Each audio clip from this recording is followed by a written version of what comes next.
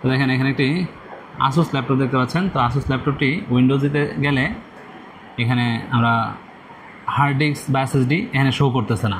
ওকে, দেখতে পাচ্ছেন এখানে হার্ড ডিস্ক বা এসএসডি শো করতেছে না। এবং অনেক সময় এই লোড ড্রাইভার দিতে গেলেও কোনো প্রকার ড্রাইভারে ওই যে ভিএমডি ড্রাইভার এগুলা কোনো সময় মানে এগুলা ডিটেক্ট করে না। তো এক্ষেত্রে কী করা যায়, তো এই আসুসের ক্ষেত্রে সেটা আমরা এখন দেখব। তো আসুসের হচ্ছে F1 আমরা চাপবো বায়োসে যাওয়ার জন্য, সরি। তো এখানে দেখেন এন্টার সেটআপ আছে, আমরা এন্টার সেটআপ গেলাম। এন্টার সেটআপে যাওয়ার পরে এখানে আছে ইজি মোড। তো আমরা ইজি মোড থেকে অ্যাডভান্স মোডে চলে যাব। এখানে অ্যাডভান্স মোড আসছিল, দেন হচ্ছে অ্যাডভান্স মোড থেকে আমরা চলে যাব হচ্ছে অ্যাডভান্সে যাওয়ার পরে এখানে দেখেন আছে হচ্ছে ভিএমডি সেটআপ।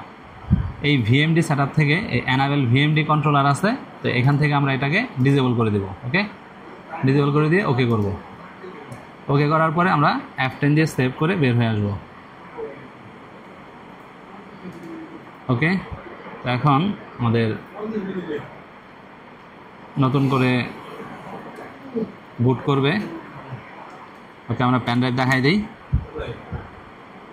উইন্ডোজ 10 না 11? উইন্ডোজ 10। ওকে,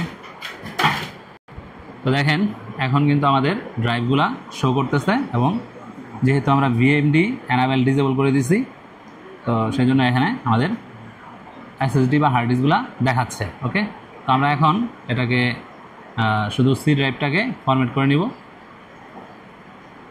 এই 119 জিবি না এটা, না? হ্যাঁ, ফরম্যাট। Okay, next. আমাদের উইন্ডোজ শুরু হয়ে গেছে। Thank you.